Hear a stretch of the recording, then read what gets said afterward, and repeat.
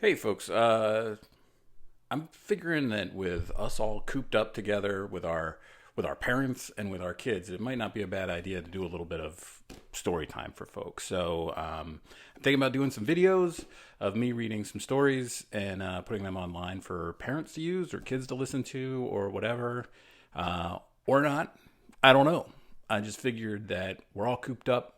And so maybe this is just one way I could help out some folks or entertain some folks or just make a fool of myself, which is fine.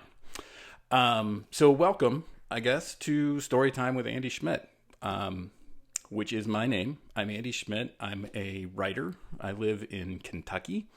I've been fortunate enough to work at Marvel Comics as an editor. I've worked on Captain America and Avengers and Spider-Man and all that good stuff. And I worked in the offices, a real true believer myself. So since leaving working in the offices, I've started an online school called Comics Experience, where I teach how to write and draw comics along with a lot of other comic book professionals. And those classes are usually for kids in high school and up and adults. But we try to do outreach to kids as well as much as we can. And this is one way that maybe we can help give back. We've got a couple other ideas for videos that might be good. But anyway, that's what we do. And I'm also a writer. And one of the things that I've been lucky enough to write over the last couple of years is a bunch of short stories that go in books like this one. So I figured this is a collection of 5-minute Spider-Man stories put out by Marvel and Disney. And I've got one story in this one. I figured I'd read my one story. If you want to read the rest, which are written and illustrated by friends of mine like Jim McCann and Alexandria West and Callista Brill, a lot of awesome people have written stories in this. A lot of awesome illustrators have drawn them. So I'll read my one story and I'll show you the pictures as I go. And we'll see if you like it. And my story, I'm very proud to say, has both Peter Parker, the Spider-Man pictured here on the cover, but it also has Miles Morales, who's the newer version of Spider-Man that you may have seen in Into the Spider-Verse. So it's really fun that it has both of them, and of course one of my favorite Spider-Man villains, the Rhino. So that's what we're doing. We're gonna do a little story time, and that's basically it. So here we go. The story that I wrote is called Spider-Men. Men, plural, as in more than one man. So Spider-Men. And here's the opening page. You can see. So here we go. And hopefully I won't be terrible at this, but we'll find out together. You may have heard of Peter Parker, but do you know about the other Spider-Man, Miles Morales? Miles was just a young teenage boy when he gained superpowers, made his own spider costume, and called himself Spider-Man 2. Not Spider-Man 2, the number, but Spider-Man also, 2, the word that means also. Peter found Miles, and the two became friends. Peter even began to train Miles to be a superhero. So get ready, true believer, to read a story with not one, but two Spider-Men. 2, that time meaning the number 2. So here we go. Illustrations. This is page 1, and then the next page over here. That's the Rhino! Okay. Young Miles Morales and his friend Genki were on a field trip with their school when they were caught by surprise. "Genki, watch out!" Miles shouted to his best friend. A flood of wild animals came stampeding toward them right to the heart of the Central Park Zoo. Miles knew he had to help, but he couldn't put on his spider suit. Genki was the only one who knew about his powers. Putting on his suit would reveal Miles' secret identity. "How did all these animals escape?" Genki asked. As if the universe was answering his question, the Rhino charged out of the woods and came barreling down on Miles and Genki. Genki shouted at Miles, "Jump, dude! He's going to run over you!" And there he is, charging. Luckily for Miles, the original Spider-Man snagged Rhino's horn just in time to save Miles from revealing his secret, and from a lot of bruises. "Yeehaw! You're worse than a bucking bronco, Rhino," Spider-Man shouted. When Miles realized that the Spider-Man was there to help, he was thrilled. Rhino jerked his head away, yanking Spidey off his back. Wham! Spidey slammed down into the ground. "Ha!" Rhino bellowed.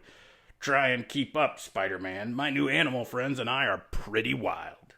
As Peter lay on his back, Miles rushed over to see if he was okay. "Hey, Pete, I mean Spider-Man, Miles said. Peter was still a little woozy from hitting the ground. Miles, great to see you, buddy. But before Peter could finish, he felt Rhino's hand grab his ankle. And here's Spider-Man webbing his horn over there and then being flipped around by the Rhino. Rhino flung Spidey through the air. As Peter whizzed by, he asked Miles, "How are your grades holding up?" And Peter was tossed out of sight. Miles stood face to face with Rhino, but he didn't budge. Not 1 inch. No one scares animals and little kids when I'm around. You've got nerve, kid. I'll give you that, Rhino snorted. You're lucky I got the webhead to finish. Otherwise, I'd give you the horn.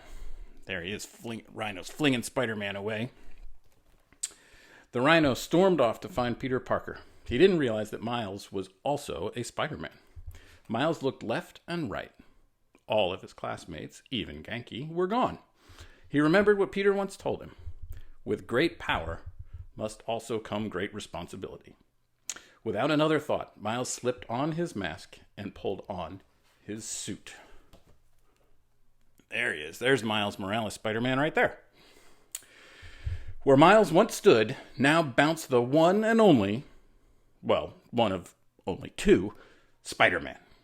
Miles's kick to Rhino's head was enough to give Peter a chance to get loose from the supervillain's grip.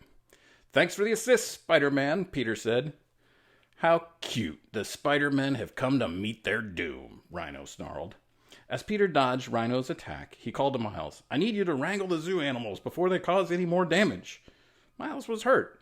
You don't want me helping to battle Rhino? Before Peter could respond, Rhino poked his horn right into Peter Parker's behind. Yowza! There, you can see that. Boink! Up close. Why does Peter not want my help? Miles thought to himself. Maybe I'm not cut out for this whole superhero thing after all. But just when Miles began to doubt himself, he remembered there was a job to do. It was his responsibility to wrangle the animals. And if that's what Peter needed, then that's exactly what he was going to do. With great care, Miles wrestled a crocodile, webbing its mouth shut so it couldn't bite anyone. Using his wall-crawling ability, Miles climbed a large tree and guided a fluffy red panda to safety. Then, Miles contained a lion by electrifying the air using his Venom Strike, a spider power that even Peter Parker didn't have. Eventually, Miles helped all the animals find their habitats. Here's a nice collage of Miles Morales helping animals. As Miles stood in front of the contained animals, he began to wonder where Peter and Rhino were. Ow, ow, ow! Suddenly, Peter came bouncing across the pavement and slammed to a stop next to Miles. Rough landing, Peter joked. Man, where's another Spider-Man when you need him? Seriously, dude? Miles asked. Even though Miles was still learning his powers, Peter knew he was ready. What do you say, Miles? You want to see if Rhino can beat the Spider-Men? Miles smiled. I thought you'd never ask. And there they go. There's Spider-Man bouncing next to Miles, and the two of them jumping into action together.